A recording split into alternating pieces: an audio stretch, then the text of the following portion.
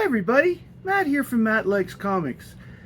Before I get started with today's topic and going on, I just want to make a couple shout outs out there to a couple of channels that I've really enjoyed and I think that you guys should enjoy. I want to say hi to Chonko's Comics and Nerd Stuff, I believe it's called.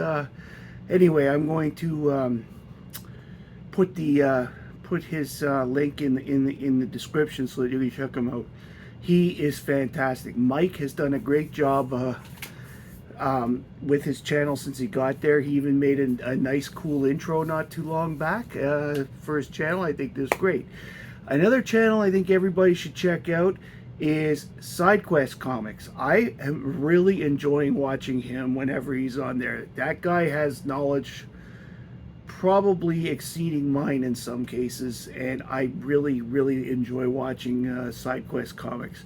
So give him a check out if you can. He's got some good interesting stuff and stories. And the third one I'd like to say, I would like to do a shout out to Big Nasty Comics. He has joined in the fun that we all seem to have on here with guys like Houngan, Lettuce, and myself, and I think that that's great. It's nice to see everybody out there having fun with their comic collections, and in particular, I really like the content of a lot of his videos. So give Big Nasty and that's 2 G's in Big Nasty. So give him a check out. He's got pretty good. Today, though, I wanted to talk to you about a group that is actually quite popular out there in other forms of entertainment besides comics. They've had their own show, both live action and a few cartoon shows over the years. My son, when he was younger, was really into one of them.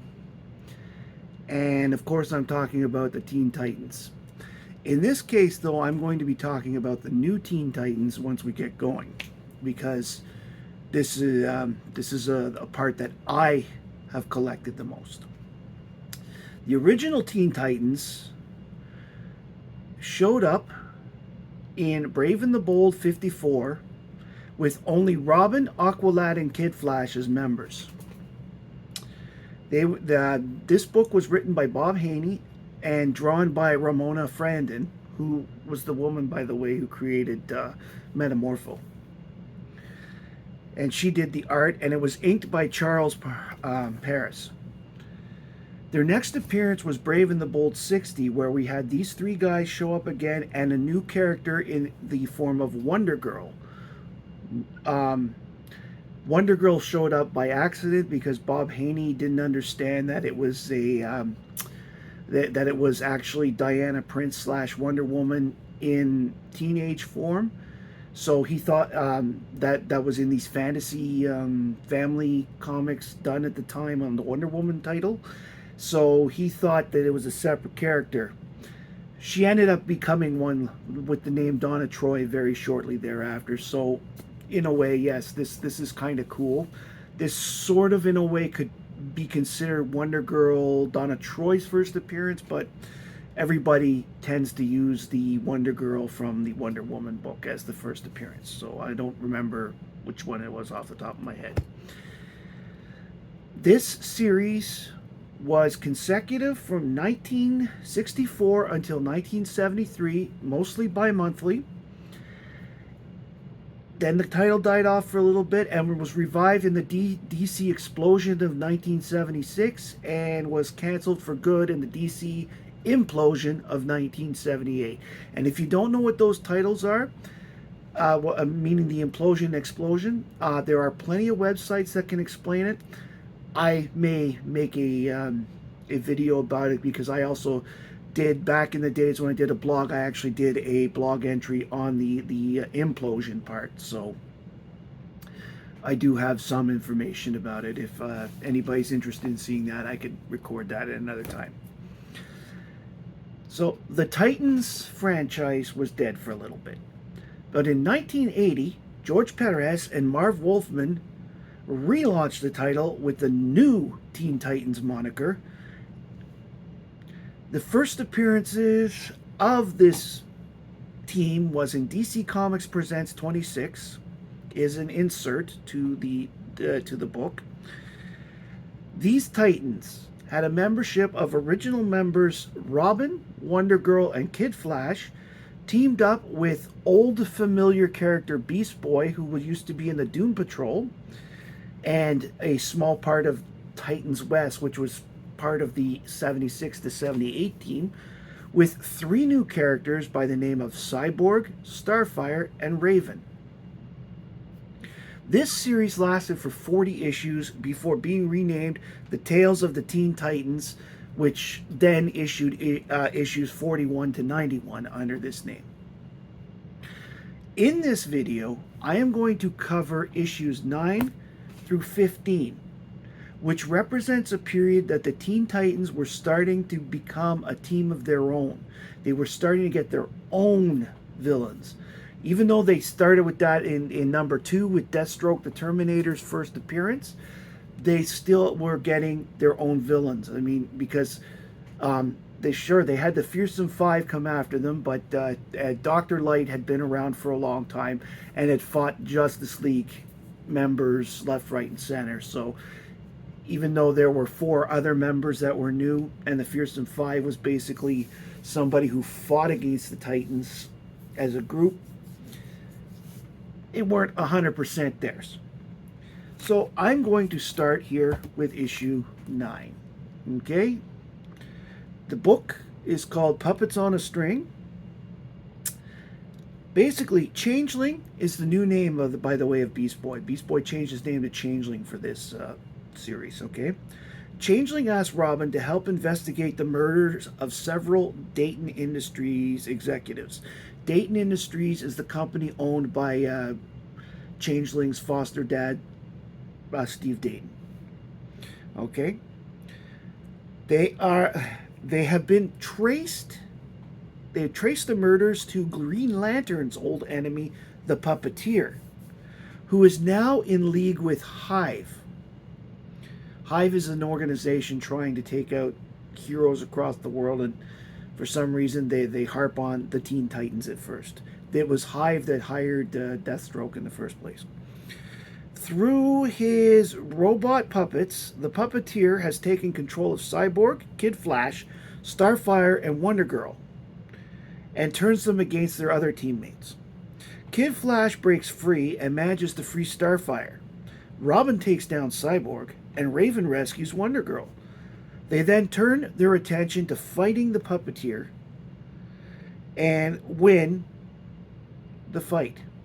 Hive then attempts to kill the Puppeteer for his failure because Hive believes that there's only one price to pay if you do not do this. This is a beautiful Perez cover. Perez's strength has always been doing covers with multiple characters. Next up, we have issue 10. This is called Prometheum Unbound. Changeling and Cyborg receive a message from Robot Man. Now, Robot Man is currently searching for Steve Dayton, and Robot Man was a member of the original Doom Patrol that's also in the new Doom Patrol, which had debuted not long before the new Titans came back. I think they actually were part of the Implosion Explosion as well. Steve Dayton is searching for the killers of the original Doom Patrol. Meanwhile, the return of Deathstroke, the Terminator, he kidnaps Sarah Sims, who's a friend of Cyborg's. Terminator fights a draw against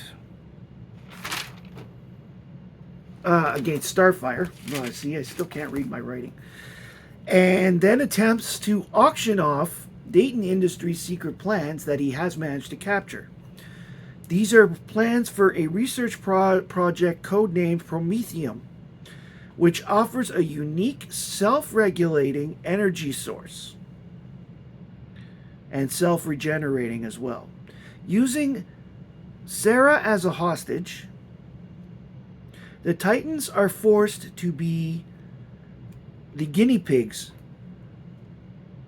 for an experiment involving this explosive forehive.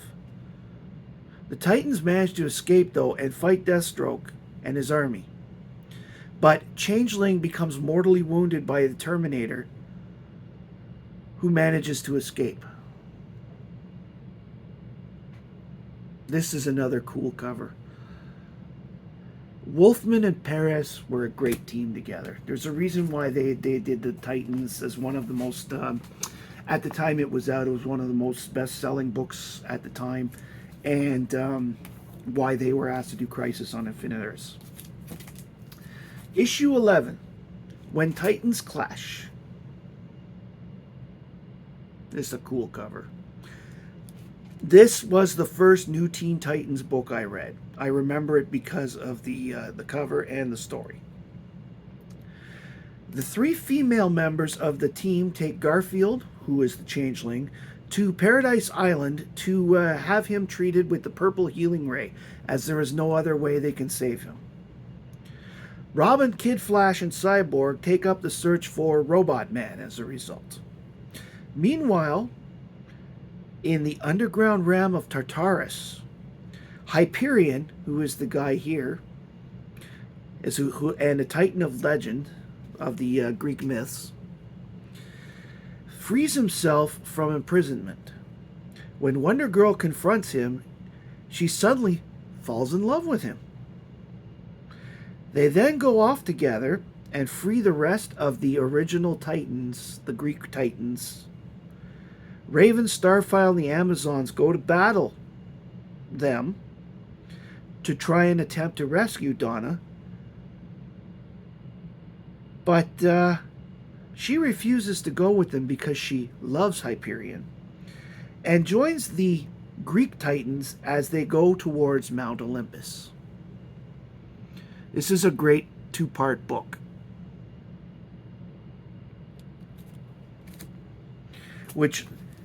That was When Titans Clash, and here's number 12, which, by the way, came out in 1981, the same time as a certain particular movie came out not too long before. This is called Clash of the Titans. The Titans, the Greek Titans, they defeat the Olympians, which are their sons, if you know your Greek myths, sons and daughters. Athena brings the female Titans and the Amazons to Olympus, where they manage to have a huge battle breakout. Starfire frees Zeus, who has been encased in rock, and Donna is now suddenly released from Hyperion's love spell. Hyperion realizes all the mistakes he made, and the Titans themselves realize it. And so they end up deciding to go back to Tartarus, leaving Olympus to their children. And Wonder Girl goes back to Paradise Island with the others. Now, that synopsis kind of makes it feel like it's just a quick, easy book. It's not.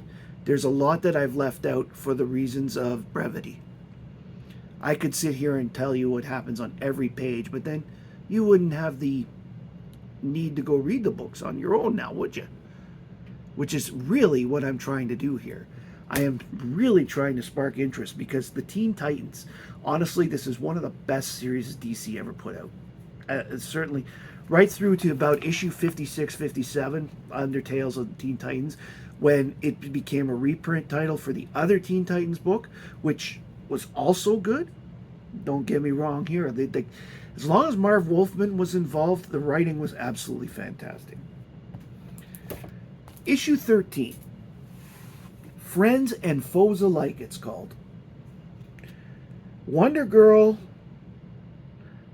flies away from Paradise Island to go see her boyfriend Terry Long, while Starfire competes in an Amazon tournament while they wait for her to return. Changeling has been healed,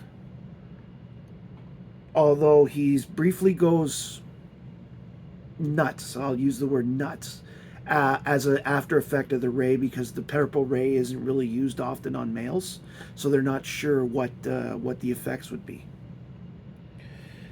Robin, Kid Flash, and Cyborg discover and revive Robot Man in the Ugandan jungle.